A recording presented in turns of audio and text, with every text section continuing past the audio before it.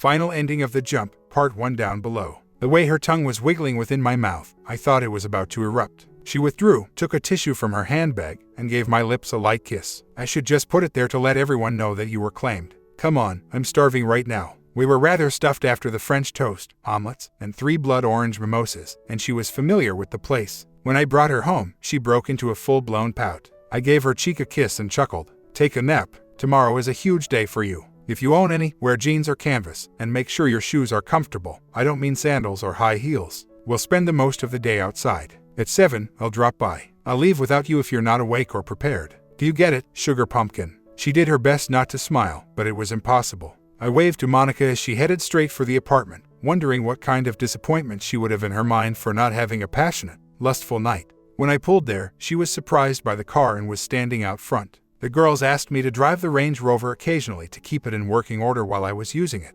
Without a word, she climbed inside the SUV. As I was pulling out, Rob saw me. Are you really going her where I believe you are? I wish you luck if you are. Over the years, she has fought me tooth and nail over it. All right, I hope she doesn't retract her claws. We'll return early if not. As I got on the highway, she gave me a suspicious look. What was that about? Nothing, sugar dumpling. She made an effort to suppress the smile, but it persisted. She stiffened when we approached Holloway Mountain's gates. Why are we here? Well, I was hoping to enjoy your company while I went fishing a little. This is a really excellent spa if the idea abhors you so much. I know you'll find it enjoyable. It took her a minute to make up her mind. If this turns out to be as horrible as I anticipate, I'll spend the morning with you and my afternoon lounging about the facilities. Every single one of them. Adequate. First, breakfast. I believe that the 4 Michelin stars given to the spa's restaurant was an underestimation. Tempted as I was, Paulin realized that I was eating light and decided to follow my lead. Our guide for the day was to be chastity. With a woman around, I figured Paulin would be more open. Her threat assessment radar went out when I asked about her new baby, but it didn't turn off before then. Chaz demonstrated for her how to put on the waders and the fundamentals of using the rod. She caught me filming with my phone when she looked up. What are you doing? I'm writing this down for your dad. He threatened to fire me right away if I didn't make the pledge. Aim to avoid falling into the water. The instructions referred to the creek as Novice Creek, describing it as a medium-sized stream with gentle curves and minimal overhang. Paulin was a fiercely independent lady who took this as a test, so she focused and paid close attention. She needed to be talked into letting go by Chastity, who warned her that if she was too tight, she wouldn't be able to cast properly. She caught her first fish, an 8-inch rainbow trout, and I was thrilled to have captured it on camera. She was having so much fun that she nearly didn't want to stop for lunch. How many did you catch? Not one, honey bunch. It is for your enjoyment that I came here today. This morning was all about you, although I might cast a few after lunch. She became enthused again when I had to show her the highlights of the morning. Chastity rang a bell and entered the dining room. Glory to Paulin, who is no longer a virgin, ladies and gentlemen. She is now one of us. Since the space was also used for a sports bar on the weekends, there were television screens there, and when she caught her first fish, they would all light up. She posed with a smile that shone brighter than the sun. Many others stopped by to congratulate her, and there was a round of applause. On the way to the new stream, she discussed it. I believe that chamber contained the majority of the state's influential individuals. Could you imagine the sheer joy it brought to receive a fist bump and a "you go girl" from a state Supreme Court judge? That's what he does, then. I've always been curious about that. Those people don't argue at all, do they? Not really. We make an effort to forget about our day occupations when we are at the lodge. They probably network with the folks they meet here, but they try to keep it under wraps. For the fish, that is, as well as the spa, as well as the tennis and pool courts. The championship golf course, perhaps. This was the site of the previous year's state amateur championship. Are you a golfer? She sort of grew larger. Rosie Chu and I played golf together in college. We defeated an Ivy League team in the semifinals after winning all the way through the regionals. With 3 wins already this season and half of the season remaining, Rosie Chu was the most popular player in women's golf. We have to get together and play sometime. It has been some time. Where did you play last? St. Andrews. Paulin simply rolled her eyes and moved the conversation along. It was a little difficult with this stream. She had to hang up twice before she finally found the perfect beat. It happened right before the end of the day. It was only fitting to say that Paulin had hooked a lunker. While I hovered and provided coaching, the reel continued to sing. Then she tripped and fell into a 3.5-foot deep pool. With the exception of the hand holding the rod, she completely submerged herself. As Paulin stood up and shook her head, it protruded straight up from the pool. The news reached the clubhouse, and they were yelling. With a gesture to the bartenders, the spirits began to flow. What's going on? Every time a record is set, the angler has to buy a round for the house, kind of like when a golfer gets a hole-in-one. I didn't bring my purse in. Anyway, you couldn't purchase. You are not a visitor. Here, I would be the sponsor making the payment. I'm spending a fortune on these vacations with you and your father." After downing 2 shots of brandy, she and Chastity vanished into the rear, only to reappear 30 minutes later wearing newly ironed jeans and a club polo. She got to relive her catch one more time because it was being replayed. Chastity grinned when I tried to give her the tip she deserved. Miss French took care of it. She was a college student trying to make her way through school with a tiny child, so I gave her a nice tip nevertheless. She startled us both by giving me a hug. Then she smiled. "I have no right to ask, but I want an invitation to the wedding." "What wedding?" "Why, of course, yours and Pauline's. You two are a great combination." "It's not progressed that far." "It might not." "Yes, I do like having her around, if you so specify." "Good luck with your week, Mr. Houston." When we returned to her parents' house, her father stormed out, so I missed my opportunity to park. "How did it go?" Pauline gave her mother a hug while laughing. "I have video." We connected to the monstrous TV he kept in the den, and he gaped in shock as the girl who had been his opponent for years whooped and cried out as she reeled in fish. Upon reaching the conclusion, he was overcome by the fish she had managed to catch. "Right now, I'm furious with you. Since you were little, we could have been doing this together." She gave him a hug, gave him a cheek kiss, and laughed. "I'll compensate you for it. Monday after work is a blank slate. To make sure I have everything I need, you're taking me to the sports goods store. We go fishing on Saturday." There was no hiding how he felt. "Shouldn't you get your boyfriend to take you?" "No, this is a vacation that a father and daughter will do in 20 years. Monica started to cry a little bit. "Monica, next week, you're with me." "What? Allow them to play for themselves. For you, I have something far better in mind. Set at precisely 8 a.m. Prepare yourself." I looked across at Rob. "You wouldn't mind if I entertained your wife for a little while, would you?" Monica flushed intensely, and they struggled to contain their laughter. "Only if you promise to be gentle. When she gets home, sir, not a hair will be out of place. I promise to you." "Well, all right then." After a small dinner, Pauline got up. "We're going to go to my apartment, and if you knock on my door before noon tomorrow, the place better be on fire, understand?" I am aware that I shone, giving her parents a smile. I felt like Pauline was dragging me up the stairs. The flat was really well designed and comfortably 1,800 square feet. She smiled as I gave her praise. "Wait until you see the bedroom." A month of pent-up desire burst. Under the dimmed light, I grinned. Have you heard the expression used all across the world? Honey, I've traveled the entire globe and have made an effort to learn something new every place I go. I got the idea that when I do get married, I want to be the greatest partner I can be to ensure she never goes astray. She spoke softly over my shoulder. "A girl who walks away from what you just did to me is a fool, and I'm proud to say that my father raised no fools. I'm aware that you don't love me now, but that will change in too long. I'm not sure. Perhaps I should try to get what I want. That would require you to be alert." I assumed that after the teeth erupted, she would cuddle up even more. "Oh, I apologize, honey bunch. I'll do my best to ensure that doesn't occur again." "All right. Without those adorable ears, you wouldn't look quite as good. We'll carry on this conversation in the morning, so go to sleep, honey." In a few seconds, she was fast asleep, and I found out she was a snorer. Fortunately, they were adorable tiny rumblings, and I slept off while hearing them. The following morning at 10 o'clock, there was a knock on the door. Pauline emerged from the bed with the force of a cannonball. "I'm going to end them." Maybe it wasn't a smart idea for me to charge after her while naked. Monica gave us both a serious look when she wrenched the door open before losing her cool. She smiled then and gave the tray she was holding to Pauline. "This is where I believed you might require some nourishment. Go on, kids. You seem to have a lot on your hands, Pauline, honey." I thought I flushed for the first time ever as Pauline laughed uncontrollably. "Mom, thank you. I'll resume working as soon as breakfast is finished." She shut the door, and we just smiled at each other. Well, that was embarrassing. Eventually, it will make a fantastic narrative. How many future mothers-in-law can confidently tell their friends that they have all the information they need on their son-in-law? I went completely still. She could see it in my face that the wheels had just come off the tracks. "Honey, try not to become irritated.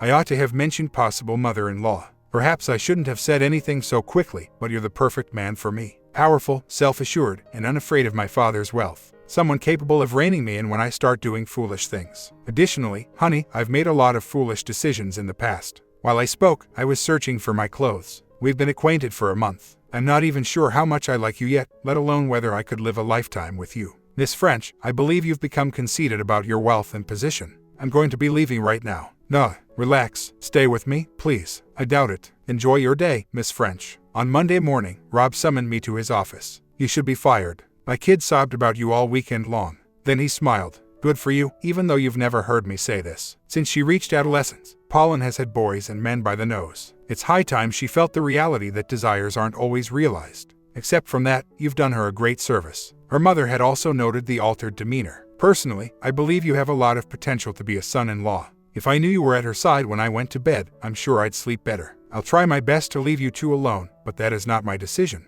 Monica has my promise to follow suit, even though it will not be easy. She's already contemplating redoing a few kids' bedrooms. Be careful of her son, she's going at you full force. I simply ask that you act honorably in the event that things don't work out. Noted, sir. All well, then. Continue. Marta picked up on my emotions right away. Trouble in paradise. Please take a message if Miss French calls. Don't put her through it. Please give me adequate notice if she tells you she's heading down so I can leave the workplace. You are as observant as ever if you believe that I'm trying to avoid her. Not because I'm trying to run away from her, but because I fear that if she continues to push my button, she'll find the one that says detonate, and she doesn't want to do that. That would mean there would be no turning back, so I don't want to do it. Before I speak with her once more, I need some time and space. Her gaze grew wide. She had never seen this side of me before. She knew that I meant every word I was saying to her, even if I didn't speak louder or use derogatory language. She smiled. Yes, boss, sir. Isn't love wonderful? I'm not sure. I will give you a detailed account of it if I ever find out.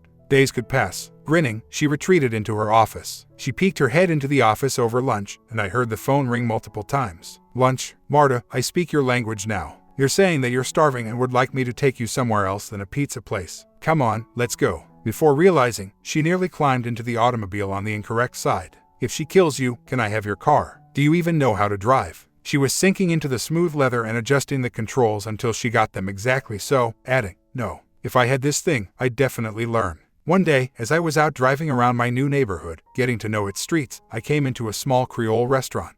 It was tiny and devoid of any decor, delicate lighting, or obliging waitstaff. You approached the counter, perused the list of items that were offered for that day, and placed your order. There was an old waitress who showed you to a table if you were dining there. There was always someone at the table already. The waitress smiled when I glanced at her for the first time. Ain't got the space to put one guy at a table. You eat where we set you or you'll gettin' it to go. I arrived to relish my haphazard table companions. Some worked as builders, some as secretaries or cubicle drones, and still others as medical professionals, attorneys, or other professionals. I engaged in some gaming. My Carolina accent would come out if I was with the common people. Sometimes I tried to wow them with my English, especially if it was a bunch of suits and ties. I was once on the verge of being blacklisted for having Carmela and Leslie with me. They wore stylish tees and trousers, and their makeup was essentially non-existent. Though no one recognized them, they continued to draw attention. There aren't many style icons in a place like that. They raved endlessly about the meal, mentioning it as one of their favorite local eateries on one of those cheesy TV programs. Every day at noon, there was a line out the door as business increased. The owner thanked me and gave me a hard time when she realized that I was the one behind their free advertisement. Since then, I've usually been able to get it to go. The proprietor noticed us, smiled, and hurried over to my table. You show up with another beautiful woman, eh? Cher, you gonna kill me? Yes, you are. Marta startled her by speaking to her in French while she was laughing. Or rather, in the language of Haiti. Although I could speak French well, it was difficult to follow the dialect. If they hadn't had to return to work, I believe they would still be conversing. As we walked away, she continued talking to Marta, and Marta's cheeks turned a deep scarlet. What did she say to you? Nothing. Seriously, what could she say to Miss Calm and Collected that could make her blush? Marta remained silent till we arrived at our parking area. She talked just before we got out of the car. She says you're going to be my man. Said she had the sight and knew it to be true. Mona also said she was going to have her cousin work a spell and make me a potion to make it happen. After giving that some thought, I smiled. Well then, I'll be making the tea and coffee from now on. Wouldn't want a little something special added to the cream, would we? With a smile, she said, if I wanted you bad enough, I wouldn't need a potion. I'd have the keys to your heart before you knew there was a thief in the house. Her spirit was returned. She then leaped back into the structure, adding a little more sway to her little but well-formed figure. I trailed along, questioning whether this was all really worth it. 2 or 3 days passed. Several times, I overheard Marta having private chats. Finally, on the 3rd day, she entered my office. Lunchtime. You're dining at Amaretto's, and you're dining with a companion. Please do this, and resolve things before it drives me crazy. I've talked to her 3 times and she says she'll behave. If she doesn't, walk out. She turned and headed outside, pausing just short of the door. Remember, you're to be mine. She's just a placeholder until I can get your full attention. In case you're wondering, my love potion came. Did your coffee taste a little funny this morning? It was fine, but tell me something. How come I've never noticed your halo of stars and bluebirds before now? With a final flourish, her chuckle drifted through the door. Maybe you haven't been looking at me in the right light. Enjoy lunch. It was tense, to put it mildly. When she entered, I got up and sat her down. While sipping my lovely tea, she expressed her want for wine. I interrupted her as she was about to speak. Not now. After we're done with lunch, we'll talk. Let's not ruin a good meal. After we finished our meal, we relaxed with coffee and yet another rich dessert and mostly silence. Is it all right to talk now? If it is, let me apologize. I've always been intense, always gotten what I wanted, and it just never occurred to me you might object to the agenda. Therein lies the difference in us, Miss French. You've always gotten what you wanted until you didn't want it anymore. I'm well aware of your failed relationships, especially your 2 failed engagements. It may surprise you, but you're not as universally loved as you think. I had people lining up telling me to avoid you like the plague. It seems to me that no one had ever spoken to her quite like way. Her expression was clearly shocked, and tears were beginning to run down her cheeks. It was also obvious that she was confused when I grasped her hand and smiled. That being said, I find you fun to be around as long as the princess is kept in check. You're gorgeous, intellectually stimulating, and extremely attractive in bed, aspects I admire. Let me tell you a little bit about myself. I don't play games. If you ask me my opinion, I'll give it to you, whether you agree or disagree. Until I started this job, my life was one big dramatic demonstration, but I'm glad to report that's behind me now. So, I would like to see you again if you could quit trying to plan the rest of my life and just let things happen organically. I have forewarned you, Miss French. We will never again play games together, and if you decide to accept a better offer after we start dating, you have to look me in the eye and tell me. Otherwise, there will be a permanent breakup. Prior to taking action. Are you following? She put her arms around me and smiled once again. I think it's safe to say that won't happen, she said.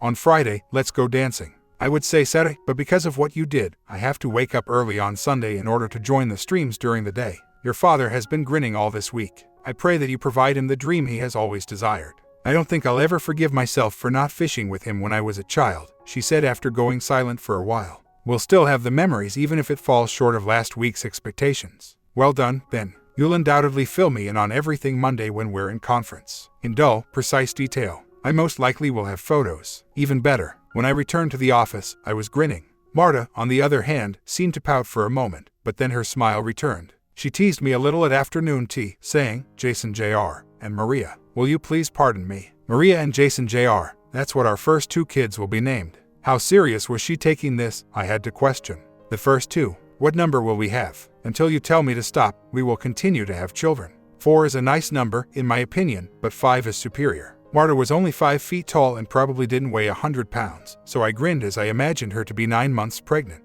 I accept the 2. The others will be negotiated. She said with a brilliant smile, no, we won't. If we stopped making love, that would be the only way we would end. And once you taste this island goddess, I can assure you that this won't ever occur. Return to your work. Your bubble is expanding. Grinning, she peered over her shoulder and said, I know. You received a second dose from me. The location was an old-fashioned ballroom that Pauline had chosen, complete with an orchestra of at least 20 players. The ambience was ideal, with small lamps on each table and muted lighting. I even noticed a girl in a short uniform walking around with a large tray held by a strap across her shoulders. She smiled when she saw the tray full of freshly cut flowers. Who came up with this? I paid her twice what she would have normally gotten as a tip and asked. I bought a red rose and put it in a vase that was on the table for just that purpose. I didn't ask the price. The place was upscale to the point that asking prices would have been bad form. Mine, the girl answered, smiling. My uncle owns the business and gave me a job as a waiter, but I suggested this idea and he loved it. She couldn't be much older than her teens, and her attire was sensual and demure at the same time.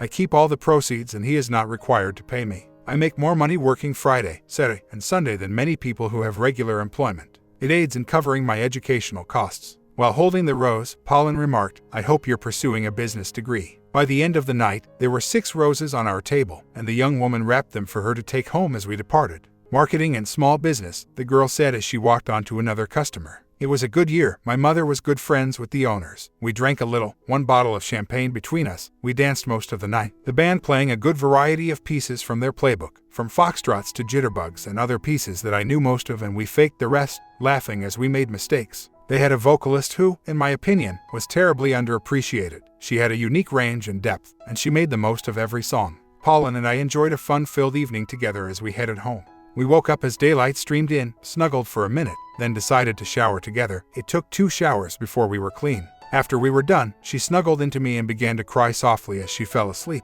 Eventually, the beast came roaring back. For a brief moment, I thought we might break the bed, but it seemed made of sturdy stuff and resisted all our efforts. What are your plans for tonight? Sleep, I said, smiling at her, because we both have to wake up early. We're going to have to go to bed early. I hope you come back tonight. If everything is okay, we'll need to stop by your place sometime to grab the supplies you'll require. And when I say early to bed, I really mean early to sleep. In that case, I vote we go to be extra early, and not for sleep. 8 o'clock bedtime for us, then. I was thinking maybe 7. Maybe. We missed her parents while she got her stuff together, texted her dad to let him know she would be awake and ready by 6, and off we went, spending the rest of the day doing nothing but going to matinee movies and window shopping at the upscale mall where the theater was. I looked around, seeing a man and woman with a small child, the woman heavily pregnant, their eyes meeting and holding for a moment before they looked away, and then it hit me who it was: Bob, her first fiancé, and his family. She was smiling, looking through a window at something, and then the smile froze on her face. No nicknames, no titles, just plain Bob. He laughed when I introduced him as Bob, the visitor from earlier in the week that I vaguely remembered meeting but couldn't place. Let's talk for a moment. Marta quickly got to the point, getting him a coffee before closing the door. I'm not sure if you remember me, he said. Here, I'm the receiving manager, but I recently received a promotion. I will take over as the receiving coordinator for every plant starting next week. I used to be engaged to your girlfriend, he said, reaching the purpose of his visit. I seemed really proud, so I congratulated him. Even though we were quite tight throughout our final years of high school and the majority of our college years, she was still a bit flighty. After being smitten with you for a week, she would move on to someone else. When we last saw each other, I felt she had grown up and we were getting ready for a big trip when she returned from a business trip and told me she had moved away to be with her soulmate. You've probably heard the account of what transpired back then. I wasn't particularly keen on talking to you, but her father asked me to. He's a good man and I'd do just about anything for him, but I'm uncomfortable with this. He gave a shrug. Maybe she's finally grown up. If you two get as serious as Rob seems to want, just be careful. She's a loving and wonderful woman when she wants to be. When she's not, well, she's just not. I wish you the best, but tread carefully and keep your eyes on her. That's probably not the best way to start a relationship, but it is what it is and her track record is really not the greatest. He went, and I sat and pondered for a time. Everyone, starting with her father, seems to believe that if we went on, she would injure me. And here he stood before us. Jason, Paulin, how are you? I don't think you've met my wife. He patted her belly tenderly and introduced his wife and child. And this is Emma, when she decides to get here. I think it's going to be pretty soon. His spouse chuckled. He keeps saying that, but in reality, I have another 6 to 7 weeks to go. If she's like our first, the time will seem like a year. They exchanged a few brief words before walking away. I asked Paulin about it when we stopped for coffee, but she didn't have much to say. She was so honest, it astonished me. I was kind of in love with him for most of my teen years and college. When we finally got serious, I was the happiest woman in the world. We weren't that far from the wedding when I went on that business trip.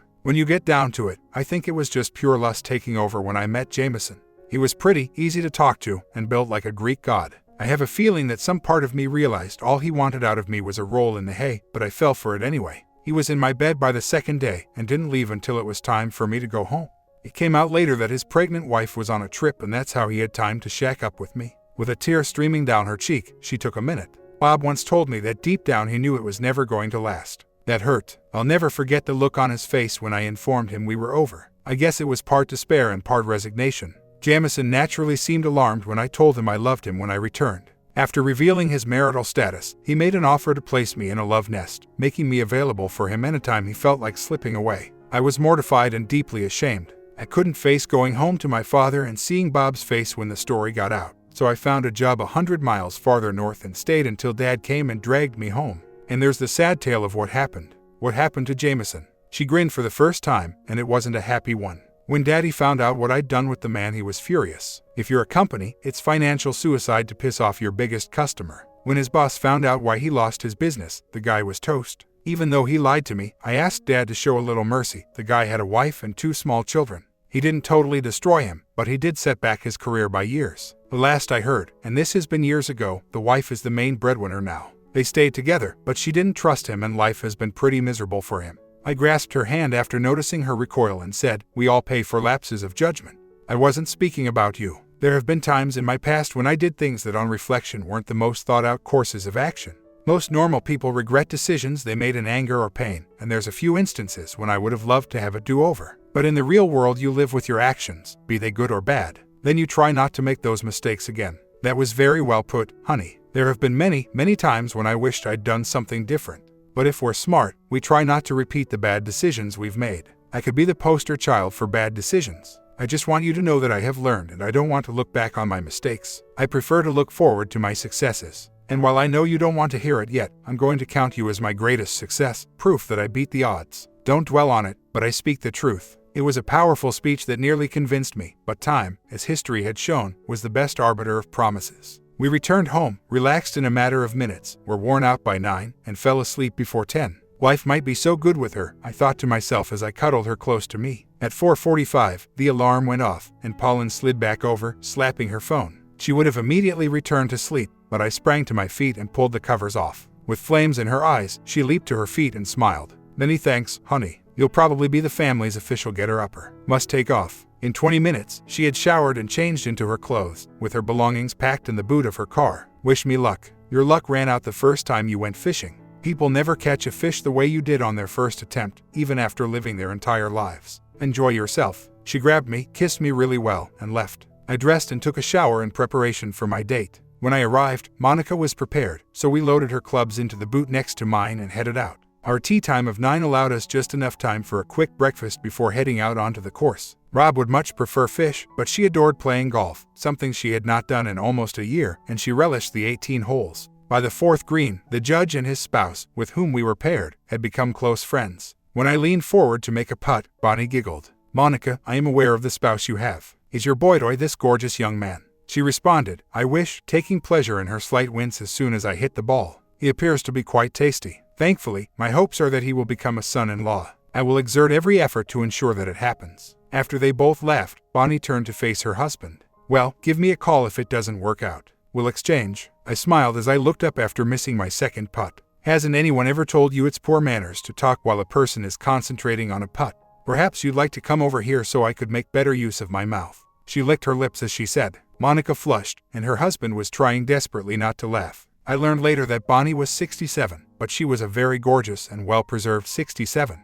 She was 51 years old, or around, I would have guessed. So that's how things will work out. Okay, then. When Monica leaned over at the next tee, I spoke to her, and she erupted into laughter as she swung. What the hell was that? Oh, Jason just observed as you bent over to put your ball on the tee that you have a very nice rump, and he wondered what it would look like with bite marks all over it. Monica, it's not true. Nice butt, not rump, is what I stated. The judge threw away his tee shot and gave us a fake angry look. Should I impose a gag order in this situation? I can also tell you, Jason, that her butt looks great with all of the teeth marks on it. If you're interested, I believe I have some images. While none of us received great scores, we were the most enjoyable group on the course. The judge smiled at me as the ladies went to change after the round. You know, I once watched you perform on TV. 3 years ago, it was that Pro-Am Invitational in the Cayman Islands, which had something to do with a modeling competition. If my memory serves me correctly, you and your partner finished in second place, falling short of the world's top golfer at the time by 2 strokes. After lunch, how about a serious game of pool? You of all people are aware that reservations for this course fill up months in advance, thus it is unfeasible to acquire a slot to play this afternoon. Furthermore, my partner was the top female golfer at the time, which is the sole reason we finished second.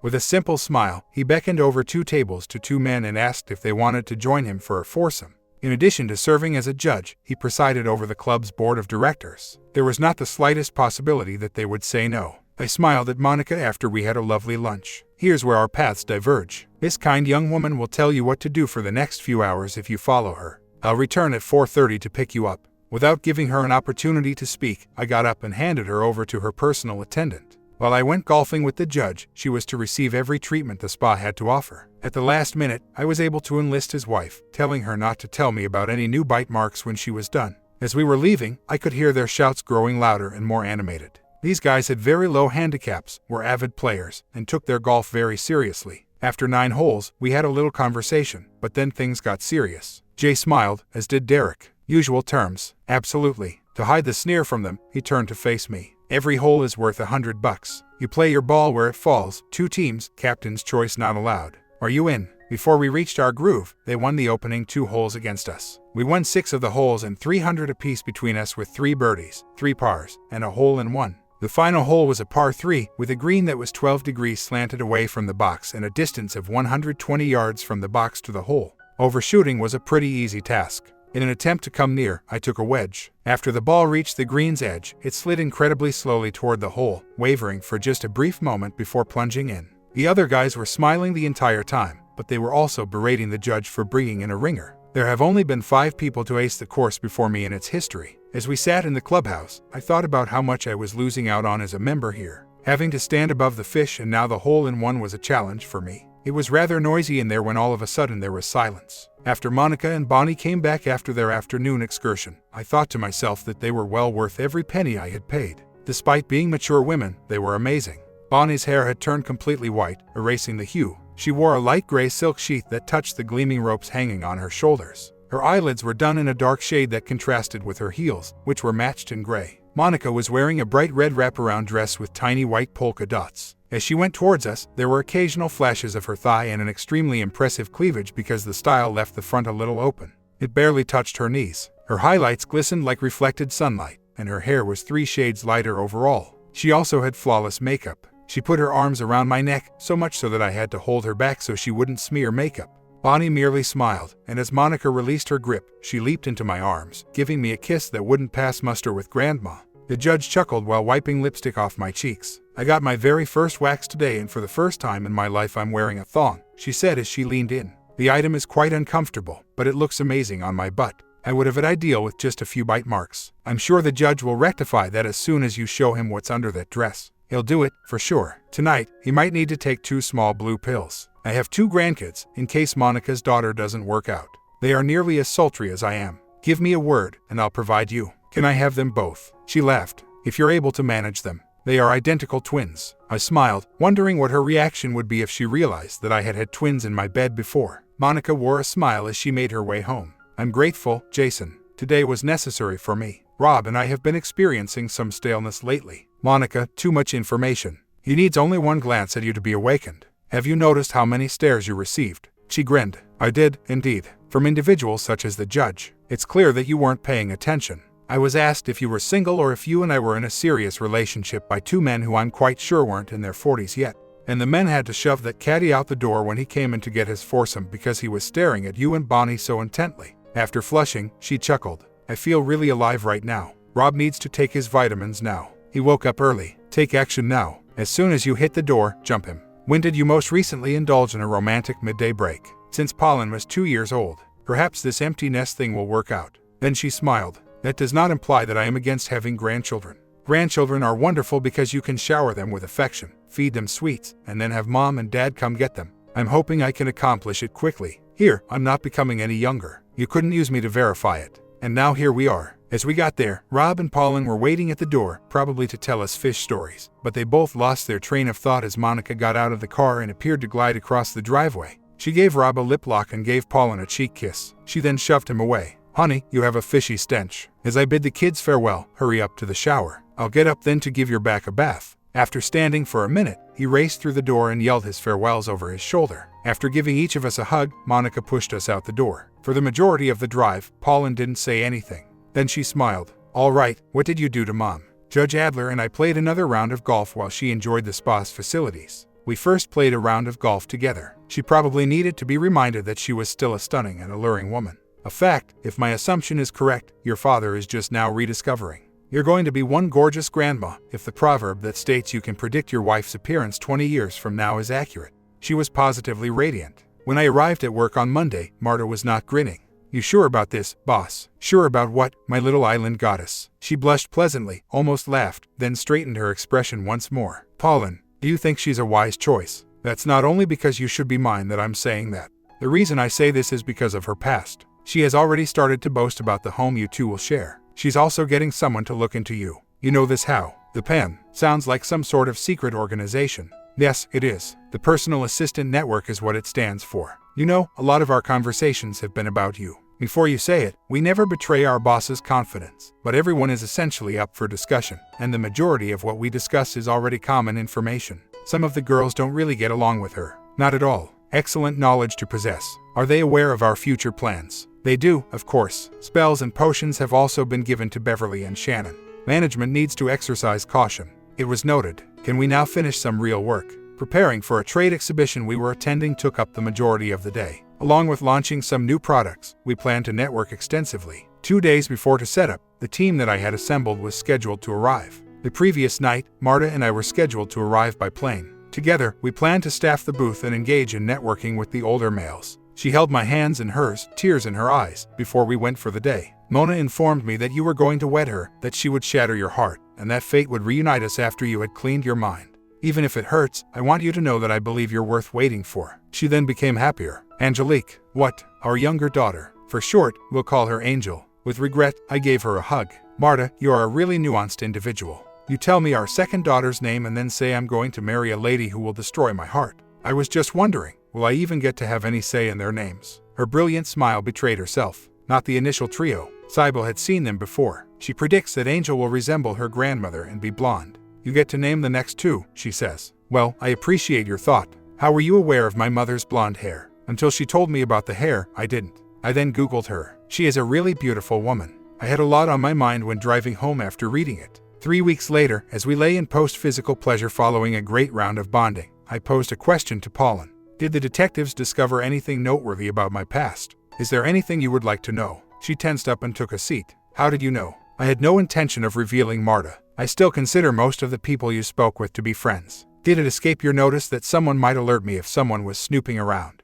That was accurate. Leslie and Carmela had been among the 5 callers. More people had expressed worry and thought sharing through the others. The investigators discovered very little that wasn't already known to the public because I'd called the girls as soon as Marta told me and they warned everyone else. Your pals seem to be really devoted to you. I believe they turned the entire situation into a game. They would either smile and go, or they would tell the investigators all sorts of crazy stories about you. They appeared to be aware of the identity of the investigators even in pubs and restaurants. Subsequently, they began to engage in gaming, declare credit card theft, have their rental cars towed, and use computers to check out of their accommodations. They were quite frustrated by the entire situation. 2 gave up and quit out of disgust. She then grinned. One model that they spoke with was quite unflattering to you. It turns out that once you dumped her, it was simply sour grapes. How could you get rid of someone so smoking hot? What did she do? A beautiful thing isn't always external. She betrayed the pledges we made to her. I don't give second chances to very many folks. She tensed up a bit. Are you angry with me? Not really. You only needed to ask your dad.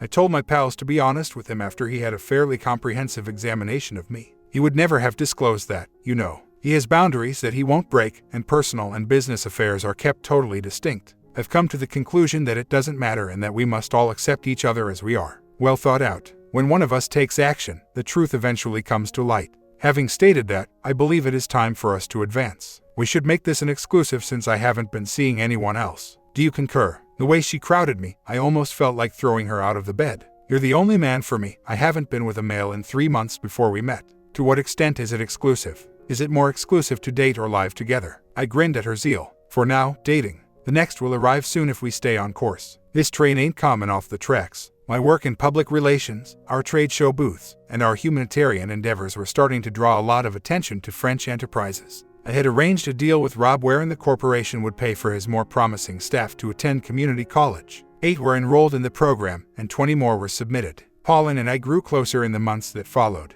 Though wary, Leslie and Carmela remained accepting. I had obtained a condo of my own and moved out of theirs. By then, Pauline was living with me full-time, and we were getting along great. She popped the question and astonished me by getting down on one knee on our 1-year anniversary. A year has passed since our joint move-in. We don't have a future if I haven't proven myself by now. I'll relocate right away, but it will crush my heart if that turns out to be the case. With a smile, I took the box out of my pocket. Well, it appears that I must complete the transaction. Paul and Amanda French is planning to. Yes, without a doubt. Indeed, absolutely. Place the ring on my finger now. Her parents seemed happier than we did when we broke the news. Marta had been becoming increasingly reclusive, so when the news broke, she gave her notice. She refused to listen to my attempts to talk her out of it. No matter how much I love you, I can't watch you suffer while I stay here. Jason Grant Halston, you are cognizant of this. I am your soulmate, even if you are blind to it right now. I'll be watching you, but you won't hear from me. I sincerely hope you find pleasure and that it endures. She had vanished. We had been wed for 9 months. I brought up the topic of children because, although Pauline was 32 and not in the danger zone, the window was closing.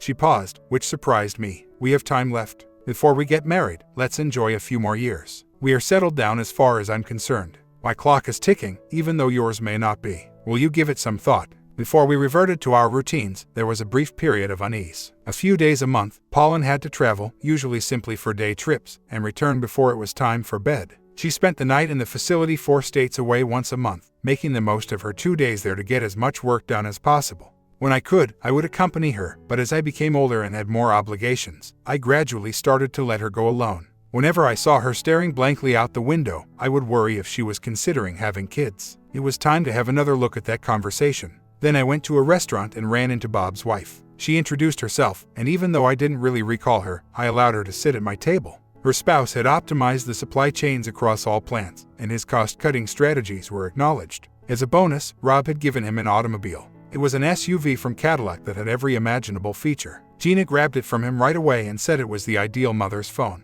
We discussed her husband and the automobile, and she showed me images of her 3 children. I told her I intended to share a picture or 2 with her shortly. She gave me a strange look. "Well done, Jason. You appear to be recuperating quite nicely. I assumed your marriage was gone when I learned you were no longer together. I'm happy that you resolved your issues." My instincts took over, and I spoke in an impartial tone. "I'm grateful, Gina. Few people were aware of the split. How did you discover this information?" "I apologize, but since she dated Robert Sinclair, it's quite well known at the Jefferson factory. For a while, they were quite hot and heavy, but eventually, it cooled. He was a bit of a player, but I'm glad. She sensed my mood after we finished our lunch. Jason, I apologize if I brought up past hurts. Bob considers you to be one of the greatest additions to the organization in a very long time and thinks highly of you." I gave her cheek a kiss. "Gina, try not to upset yourself. At this point, everything is irrelevant. Inform Bob that I said hello." After giving it some thought, I made the decision to look into it. I would overlook it if it was just rumors and gossip.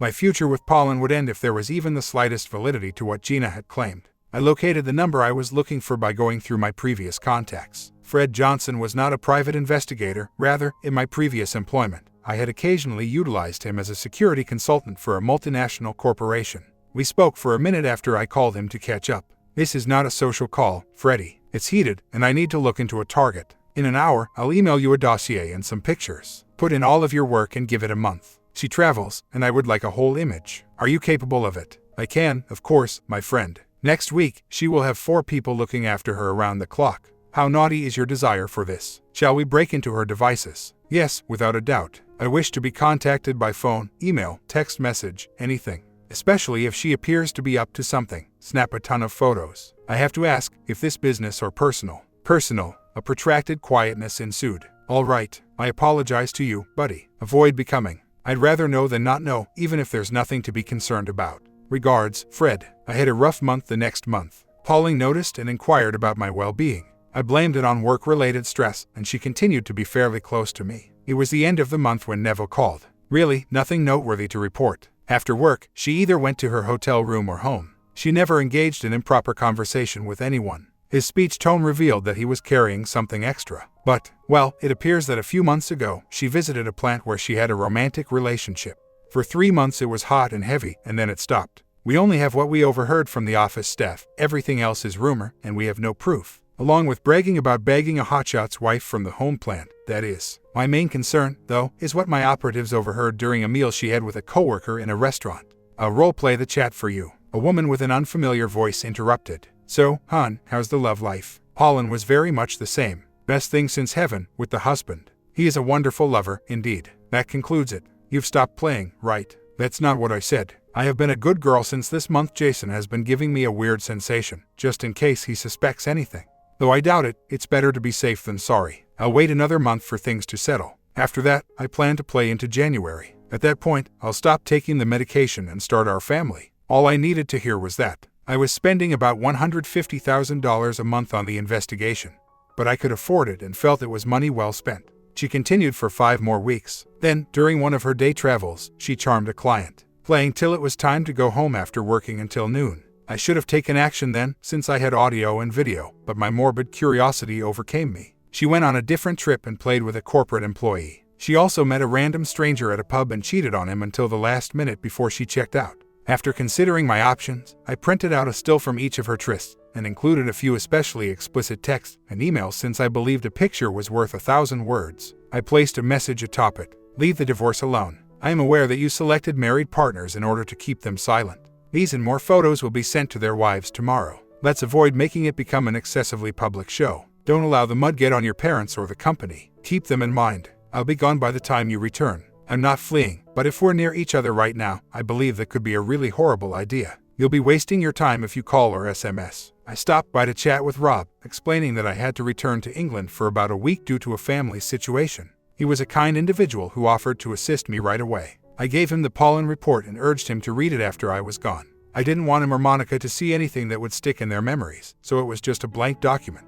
As soon as I got on the plane, I understood that Monica was the person I regretted getting injured the most. She was constantly over at the apartment, and we had grown very close. Pollen would chuckle and tell her mother that I was her spouse, not the other way around. Monica constantly made jokes about how lucky she was that Pauline noticed me before her. She had previously painted a nursery in her home a neutral color and spent a lot of time discussing baby names. Pauline examined it with both of her parents. "Really, Mom?" Monica smiled. "You realize that you're not growing any younger. It's best to be ready." And now I was leaving their lives behind on an aircraft. It was more like a waste treatment plant blowing up than like the proverbial "the crap hit the fan." After Pauline returned from her day trip, I watched her go in the door on video once we landed in New York for the transfer. "Jason, where are you, honey? What a day it has been. All I want to do is unwind, have some wine, and cuddle. We'll place our order." "Jason." Since my Jag was still in the garage, I noticed that she was looking perplexed. She started in the living room and worked her way through to the bedroom and kitchen. She noticed the gifts when she arrived in the dining room and picked one up aimlessly. Her scream must have been very loud because it was audible. Then she suddenly passed out, shocking me. Monica texted me that she needed to come over as soon as possible, and 20 minutes later, she arrived. She had a set of keys even if it had been locked. Fortunately, it wasn't. By then, Pauline was seated on the couch, gazing off into the distance. She was just sitting there, completely blank, not even weeping. Before dialing 911, Monica made multiple attempts to get her to speak. She reached down and took up some papers to pass the time. She let out a gasp and began to cry. A few minutes later, Rob arrived, his face full of thunder. After glancing at his daughter, that turned into worry. Pauline was assessed and treated for shock for 3 days in the hospital. When I learned about it, I felt somewhat guilty, but not really. Every chance she got, she had to try phoning me, but I always let her calls go to voicemail. I didn't respond to emails or SMS either. Subsequently, Monica gave a call. "Hi, Mom. Jonathan. Jason, I'm very sorry, honey." Following a breakdown, Pauline was hospitalized for 3 days. "Now that she's here, we can observe her. Is there a method?" As she realized how pointless the inquiry she was going to ask was, her voice trailed off. "Not at all. Not one. This was no isolated incident. I begged her to have a family, and in the last 14 months, she has been with at least 5 other guys. That indicates that she betrayed me in less than a year of our marriage. I strongly advise you to get her a counselor since I believe this goes far deeper than any of us realizes." She was sobbing uncontrollably, and I was so sorry for her. At last, from 4,000 miles away, she stopped as I attempted to soothe her. "Apologize to Rob. I'll be returning in a few days to finish up some work and possibly spend some time with my successor, but I'll be stepping down within the month. Pauline has to know that she is not allowed to get in touch with me, talk to me, or come anywhere near me. Should she do so, I will immediately quit and depart. I comprehend. You will truly be missed by us. I will also miss you very much. I cherished every second of it. It was like having a second set of parents. I don't want Rob or you to be held accountable for this, Monica. I'm fairly certain that bringing up Pauline was not inappropriate on your part. She must identify the cause of this conduct and find a solution. I have to leave right now. In a few days, I'll see you." My mother tried to be empathetic when I told her about my troubles at her country home, but I got the impression that she had never been fond of Pauline and wasn't too sad that we had broken up. I was with her for 2 days before I moved into Mom's new partner's Tuscan villa. It would be the ideal location to spend a few days alone because no one was aware of the connection. That was my intention, but 2 days later, Leslie and Carmela showed up, and I started to feel the same way about them as I had about my mother. I asked them to be honest with me. Carmela let out a sigh. She was made of something that was naturally unstable. I occasionally caught glimpses of it, but you weren't taught to notice. She said she completely agreed with your view of monogamy during our lengthy conversation, but her body language and eye movements suggested she wasn't quite sure. You mentioned that she might seek counseling. That's a really smart idea. I hope that whoever is counseling her looks into things till they figure out what's causing her instability. They can proceed if they succeed. Leslie took a more direct approach. I was never fond of the woman. Never. She will crush your heart, I knew. It made me smile rather than make me angry. Your friendship was really troubled if your buddies ever got to the point where they were unable to give you the truth. When I look back, I realized that everyone who was close to me made a sincere effort to explain what they observed, but I was too enamored to do so. Up until romantic entanglements, you're among the most intuitive people I've ever met, the speaker said. I advise you to be a little more realistic the next time. Astute counsel, Carmela. I'll work on it, but I doubt I'll accept it. I suppose it's a character weakness of some kind. What are you going to do now? I'm not sure. Everything after that is up in the air, although I probably won't stay in Ohio. There's nothing wrong with Ohio. Spoken like a true Buckeye, Les. You might return to your previous employer. You own it after all. Michael is about to go into meltdown mode. He's starting to feel the effects of his stress, only because he is still unable to tell those women to stop talking and get on with their work.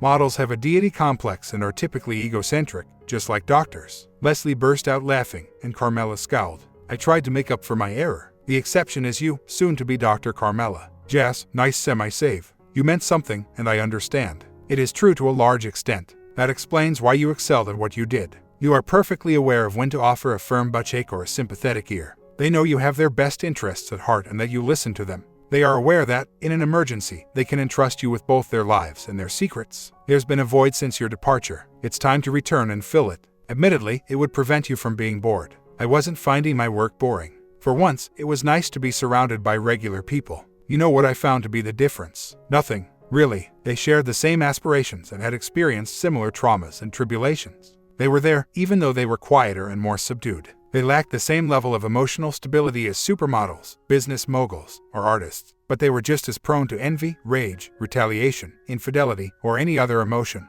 Some would stop at nothing to obtain a $5,000 raise, which to them was equivalent to a $5 million deal. So you're saying everybody sucks? Both yes and no. I'm trying to convey that we're all essentially the same creatures of environment and habit.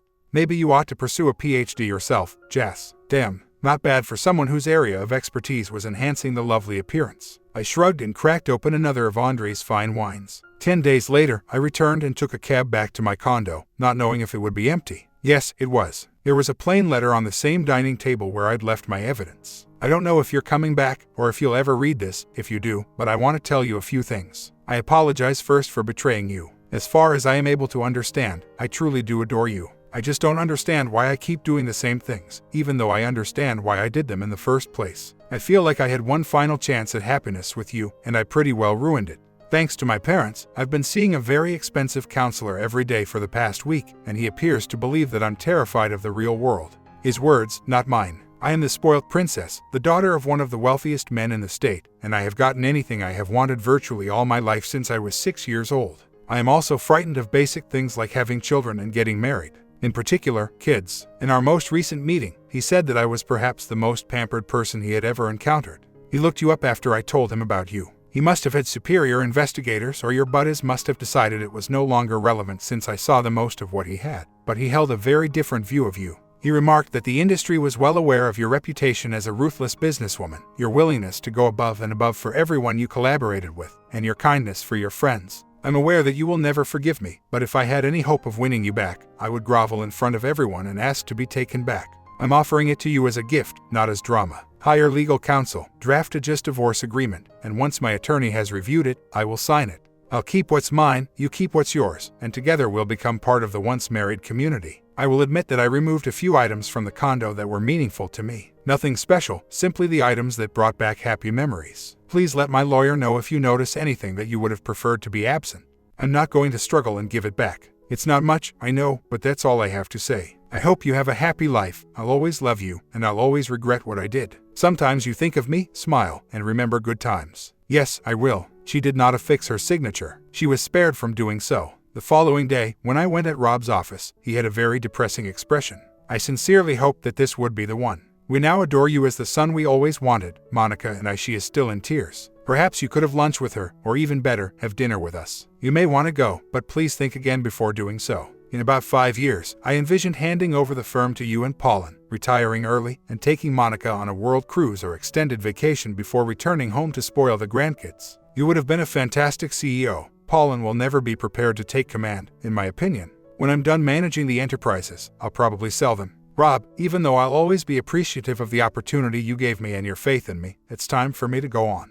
You are probably already looking and are aware of my responses. I hope to be here to support you, but I'm heading to Europe in 30 days, at least for a little while. I grinned as I glanced up at his picture of fish. I'm sure the girls will stay in touch because they're not relocating and they'll need a fishing friend. Monica deserves your whole attention, so make sure she continues to play golf. It's time to repay her for supporting you while you established your company, through the hard hours and missed holidays. When I came over for supper, Monica wept virtually all the time, but Rob and I were both kind and patient, and at the end, she even smiled. A few times I took her out to lunch, making fun of her as Giuseppe lusted after her from a distance. Before I departed, Rob and I went fishing on Holloway Mountain twice more. While on the plane, I pondered over how my parting gift would be received by him. After they were accepted, I had stood them for club membership and paid 5 years in advance. The acceptance letter ought to be arriving in their inbox shortly. 2 days prior to my departure, I had a guest. I had already relocated my pot to a decent man and was in the process of straightening up when I heard the door. It was Bob, plain old Bob, and he was grinning sadly. Before you went, I wanted to speak with you. I'm quite sure I'm the only person in Ohio that can relate to your situation. I never made it to marriage, and she crushed my heart. Gina thinks I shouldn't be bitter, but I still harbor unsolved grievances that I try to ignore. I didn't want to talk about that. I would like to discuss Gina. She turned me around and proved that real love might still exist. I'm still sure she walks on water after 7 years. Jason, you're a good dude. There's your Gina somewhere out there. I hope you have luck moving forward in your life. And then he was gone without warning. I did felt better thereafter. It was 18 months later. I soaked up the seclusion and recuperation at the Tuscan villa for a month. I began modestly at first, but I quickly returned to being in charge of my former employer. I never sold it. Instead, I gave my subordinates control over day-to-day operations while I went off and tried my hand at becoming a middle management. After a few months, I started dating, and because of my good looks, money, and professional contacts, ladies kept coming up to me. Although it was enjoyable and it's always worth getting sweaty with models and heiresses, they always understood I wasn't ready to commit after the 4th date. The people who merely wanted to have fun stayed in my sphere of influence, while those who sought deeper things moved on. Empty fun is still preferable to none at all. Carmela approached me with a commercial transaction. Her goal was to purchase a minority stake in my company and transfer it to Leslie, since she had some experience with it and it should not require any training. After giving it some thought, I decided to sell her 10% of the company with the opportunity to purchase an additional 15% throughout the ensuing 5 years. After that, Leslie would always wear 2 hats, those of a businesswoman and a model, when we went on a photo session. After receiving coaching from Carmela and myself, she had grown much beyond the quiet beauty she had been at first. We got a swimsuit spread contract from a sports magazine. Everything was quite routine until we encountered an issue. When a young model, just 18, realized she wasn't getting the cover, she spiraled out of control. Time is money, especially in our company, and she ruined 2 days of filming. Leslie called me to let me know what she was going to do. She was in charge of it. I decided to forego my current task and take a plane to the island because it seemed like so much fun. I arrived precisely on schedule to see the meeting between Leslie, the model, and her representative. I slid Les the manila packet I carried with me. She smiled as she peered in. The agent came into the meeting hoping that we might resolve this. She should be assured of the cover by her amazing natural beauty, and he couldn't figure out why we were being so difficult. Leslie lost it. Nature's beauty. Your client is barely natural in the slightest. She underwent no surgery, had her hairline adjusted to remove a prominent widow's peak, had her cheekbones shaved, and had her lips flattened. I know that after this shoot, her chin needs some attention. Tell me, then, where you find this natural beauty you speak about. When she opened the package, a picture of the 13-year-old model with thick spectacles, a mouth full of braces, thick hair that reached halfway to her eyebrows, a noticeable hook to her nose, and a fat face poured out of it. After one glance, the model passed out. She was from South America, a continent where beauty was highly valued in a number of nations. It's a relatively safe bet to assume that a woman from one of those countries, who appears flawless on stage, had a slightly different appearance in her early years. Les made her argument very clear. However your customer acquired her attractiveness, she remains a really beautiful woman. Her career will benefit from this shot, and perhaps within a year or 2, she will receive a cover. Not this year, that is. Tell your customer that when she wakes up. Additionally, advise her not to worry if she isn't on that beach prepared for work by noon today. I'll take her position in a moment. I've already put 2 on alert in case she continues to be challenging. Additionally, you ought to inform her that, especially with this firm, successful shoots would be somewhat difficult to come by due to her disobedience. Is this issue resolved? The way it was bobbing, I thought the agent was going to break his head off. After we left, he woke her up and gave her an explanation of how the actual world operated. Commodities such as wheat or corn were used as models. It becomes much less expensive and more readily available if it is molded or unusable. The sooner the boys and girls have this knowledge, the better. I must admit that the more recent models are far more intelligent and astute than those from 10 or 15 years ago, presumably because they saw things for what they were. A company. When I told Leslie how wonderfully she performed, she smiled. I didn't even need to bring up the ear tax or the eyesight surgery. That chick most likely has 0 original equipment on her. Could you stay for around a day? I'm going to surprise you. I'm able to stay through tomorrow afternoon. I have to meet the crew for some Arctic Circle snow photos after that. Leslie shuddered. I recall getting my first one. I almost lost my cool. Have you set up the sauna room yet? Right behind the cameras, that is. We'll give it a minute at most before rushing them inside to get some warmth. Nothing like sub-freezing temps to push you to do it well. I kept Carmela occupied by telling her stories about my transformation into a tough little lover when she flew in. She simply grinned and gave her a closer hug. We had a great evening chatting about the past while sharing the suite that Les had leased. The last time we were home, Rob took us fishing. Monica still gets emotional when she talks about you. They are still upset that you gave them a membership. They deserved it. Flying them over to meet you and your mother at his villa, together with her new husband, was also a really kind gesture. He seems like a kind man. He is. Early in the conflict, when the British were still firmly involved, he lost his son in Afghanistan, and his daughter accidentally overdosed at a party and passed away. Before he met his mother, he was quite alone. I have viewed the images. The only remaining son Dad has is you. Monica mentioned how impatient they were growing for grandkids, and you should have heard her. It's still too early to go down that route once more. I still believe that the right person will materialize. As I drifted off to sleep, I thought about their smiles. They had some sort of plan. It came out that the object was roughly 5 feet nothing of the island goddess. Following me, Marta asked herself why she had been invited here by the females. They had grown to be friends, and she received support from them for the literary initiative she led on her native island. They operated 5 schools, all of which depended entirely on contributions. Twice a year, I contributed a substantial amount, and I was aware that the girls had persuaded their acquaintances to lend a hand. 220 youngsters received an education, enough food for themselves and their families, and clean clothes to wear as a result of everyone's joint efforts. To keep the schools operating, Marta employed the best parents for support tasks, such as meal preparation, facility maintenance, transportation, and other duties. The best teachers were employed, and they were well paid. Their second class of seniors in high school was about to graduate. When she realized who was seated with them, she screamed loud enough for everyone on the island to hear her, and then she hit me so hard that we both fell onto the sand. The girls were beaming broadly as they assisted us in standing up. She curled up in my lap and wouldn't move when I sat down. I succeeded in removing her lips from mine after around the 41st kiss and expressed my happiness at her sight. I've missed you, my little island goddess. I am aware. The priest informs me of developments. Yes, before I forget. She took out a small bottle and applied it on my shoulders and hair. What was that? The rest of the love potion that I have carried around for over 4 years. You can never leave now. I felt as though maybe I wouldn't try so hard this time as I gazed down at her gorgeous face. A year later, I was waiting for my bride in a Tuscan garden under a bower. Most of the people present were friends. A few were interested in seeing what kind of woman would win my heart, and they were mostly models. She appeared wearing a satin and lace gown with a pearl and lace wreath around her face as the string quartet began to perform Canon in D. She grasped firmly onto the man's arm who was leading her. Rob and Monica surprised me by attending, even though I had invited them. They visited each other twice a year and had made friends with both my new stepfather and mom. Monica took over as mother of the bride after meeting Marta and learning that her parents had died in an aircraft accident.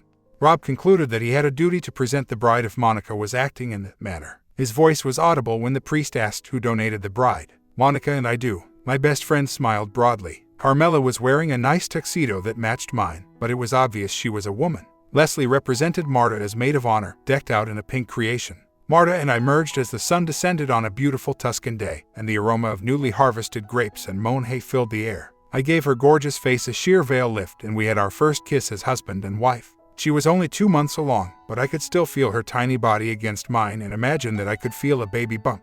The festivities continued far into the evening. Carmela and Leslie were cuddled up together in a slow dance when I last saw them together, taking my wife upstairs. After Mom and Nigel, Rob and Monica were in front of them. The next morning, everyone was a little slow and drunk, but the mood lightened back up when Marta revealed that our first child would be arriving somewhere in late March. I had brought 2 uncles from my father's side, 2 cousins and their spouses, and their wives with me. Although his health wasn't so great, my grandfather wanted to go. Marta assured him we will come visit him in a month or so. After 6 weeks, we found ourselves at a large farmhouse amidst the North Carolina mountains. My grandfather had a strong attraction to the small goddess. The aunts, uncles, and cousins weren't sure how to react to us at first, but they quickly warmed up. I strolled Marta through some of my childhood's fields and creeks. She made a request that startled me. Will you buy us a vacation home here? I presented her with the 80 acres that belonged to my father. There was a small home there, and my cousin lived there and looked after the land. Marta scoffed and gestured to a bench positioned midway up the mountain. There, I'd like a wood cabin. My conception of a log cabin and hers were quite apart. Hers included 2 stories and 6 bedrooms, whereas mine featured an open-floor design. Identify which one was constructed. I knew we would visit and stay there forever the first night we spent there. Up until the point when her due date approached, Marta traveled with me in her previous role as personal assistant. I deliberately gave my business partner Leslie full control 2 weeks prior to the scheduled date and a month later. The doctor and nurses said that Jason Halston Jr.'s birth was simple, but I still shivered to think of Marta's anguish. It was something I wasn't sure I wanted her to go through again. She stood as tall as her 4'11.5" would allow her and gave me a hard time when I told her my thoughts. I didn't bring it up again. Maria joined us 2 years later, and then Angelique the following year. Marta had that look on her face that told me we would stop when she was ready, even though I was ready to stop.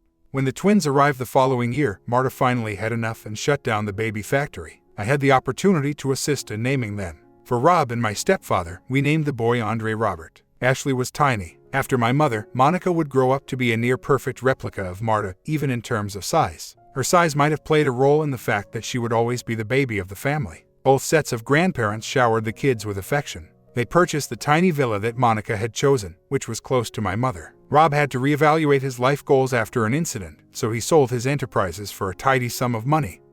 And they retired. They briefly resided in Ohio before moving to Tuscany. One day, my mother and stepfather smiled at me as I walked in and I saw them holding the twins. "What?" When Monica saw that I was staring, she said, "The closest we will ever get to being grandparents is through your children. Become acclimated to our presence." When the grandparents started house hunting, they discovered a place that was less than 10 miles away. Once the house had undergone the necessary repairs and alterations, they moved in over the course of the following several months. One day, Monica was sitting in a rocking chair, holding my youngest kid, and she had tears in her eyes when I came by. She had a picture of Pauline in front of her. One night, Rob called me in a panic. "Can you come, Jason? There has been an event." I immediately thought of Monica when I heard how much pain was in his voice. "Is everything all right?" "Not at all. Pauline passed away last night." Occasionally, they would share little details about her life with me. She appeared to be much better and kept up her regular therapy sessions. She got married again 3 years later, and for a few years, she was really content. She was nearly 40, but there was even talk of trying for a kid. When she saw him cheating afterwards, 2 times, it was the 3rd time she filed for divorce. Everything significant was still in Rob's name, despite the man's expectation that he would inherit a gold mine from the breakup. After selling the house and dividing the money, Pauline was ordered to pay alimony for a period of 3 years. Rob let him go the day the divorce became official. When he attempted to bring Pauline back to court, his attorney informed him that the matter would take a long time and be very expensive. Nobody seemed to care where he went when he departed the region. Pauline entered a depressive downward spiral. She informed Monica that she would have to accept that it was cosmic retaliation for the majority of the men in her life that she had wronged. She appeared to be improving a year later, and then she missed 2 days of work. Monica went to her house and discovered her on the floor after she was unable to reach her on the phone. Other than the usual dosage of her prescriptions, there were no narcotics in her system, and the autopsy revealed that she had suffered a heart attack. She was in fairly decent health, so nobody could explain it. Marta and I contributed to the planning. Many of the attendees at her burial were from the charitable groups she had supported. While the majority had come to offer their condolences, a couple wanted to ensure that the money continued to come in. I could see by the expression in Rob's eyes that the company's sponsorship of those groups was about to end. At the wake, Bob and his spouse Gina were present, and we conversed briefly. "Unfortunately," he remarked, "she was wealthy, attractive, and led a wonderful life, aside from her romantic difficulties. She looked to be getting better when I spoke with her about 6 months ago, and we discussed a new program I had started to let materials flow more freely. She gave out a really positive vibe. At the end, I hoped she was content. I also did. When she died, she was just 43 years old. If she had the time, I wondered what her final thoughts were. What was it she regretted? What had made her happy?" For a while, Rob and Monica continued their lives, but the joy was gone. The choice was made when we became parents to twins. A decade later, at about 75 years old, Rob and Monica asked us to come over for a conversation. "Son, we're becoming older. It's almost time for us to leave this planet. We've discussed it. We've changed our will, so please don't argue with me. Marta is to serve as executor of our estate, giving the kids half of it. They'll never lack money between your parents and your businesses, but we still want them to have it. The remainder will be held in the Paul and French Foundation, a charity trust. Both of you will hold directorships." How could we put it? 2 years after Monica went first, Rob trailed behind her in 9 months, stuttering along like a rusted-out old engine. We took a plane back to Ohio to bury him next to his spouse, in the same cemetery where their parents and Pauline were buried in a family plot. Andre went shortly after with Mom. After his children went away, Andre wrote us a letter expressing how much he had loved having a family once more and how the children had kept them alive. While Mom sobbed quietly in Marta's arms, I delivered a portion of his eulogy, talking about how fortunate I was to have had 2 wonderful fathers during my life, when so many others never experienced that happiness. We were shocked when Mom passed away and the will was read. Mom had an estate worth $3 million, and we had no idea how much Andre was worth. We acquired the villa in Tuscany and the estate in England, along with some really significant business property in 4 different nations. Marta and I retired after the appropriate taxes were paid, leaving us with an amount in the tens of millions. We continued to be active. Marta continued to support her schools, but because she was financially secure, she tripled their size. I assumed control of the foundation's operations. Along with smaller paintings of Rob, Monica, Andre, and Mom, a big artwork depicting Pauline in her 30s looking stylish and happy sits in the charity's front foyer. The paintings were commissioned by me as a memorial to them. May peace be upon them all. We spent 2 more years living in Tuscany, but after everyone left, the area became too filled with memories, so we relocated to our cabin. The youngsters' chatter makes their cousins go mad. They can be speaking flawless Italian or French 1 minute, Oxford-inflected English the next, and tossing around the next, and they simply leave if they begin to speak Haitian Creole. I appear to be getting older, but Marta still looks amazing at 54 and has that timeless beauty that never ages. People must be wondering why she's with the elderly man. She claims it's because my equipment still functions and I could as well be made of money. Excellently. I hired a well-known painter who spent the majority of his career specializing in animal portraiture to create paintings of Marta, Carmela, Leslie, and me for the charity's little gallery once we pass away. As a favor for a friend, he painted a portrait of 2 kids enjoying a snowball fight just before their needless demise. I got to view it, but it's not on display for the general public. When you see how quickly the happiness on their faces is going to vanish, it will bring tears to your eyes. In addition, he created an incredibly detailed portrait of his future bride, a well-known children's book author, that appears to be about to come off the painting. When he quoted me a price, I just wrote him a check because his cost is fairly high but worthwhile. After arranging my workstation, I headed out for the weekend. At the cabin were the children, all of them, including our 5 grandchildren to date, as well as their partners or boyfriends. There will be a sizable turnout. They're all here to celebrate our 25th wedding anniversary, and I've had something special in store for Marta. I had stopped by the children-run Creole eatery and made a request, which led to the receipt of a tiny vial containing white substance. Although it appeared to be cocaine, it was probably baking soda or something like. By the end of the night, my wife would be covered in it, whatever it was. It felt like a booster shot to me. It will add a little brightness to her starry halo. My comment: for a smart guy who was warned about pollen, he still got sucked in. Smarter than most, yet you made him a fool, faulting for a narcissist. Now he married his secretary. What an ending. Did you guys like it? Comment down below and I will start prepare tomorrow's long video.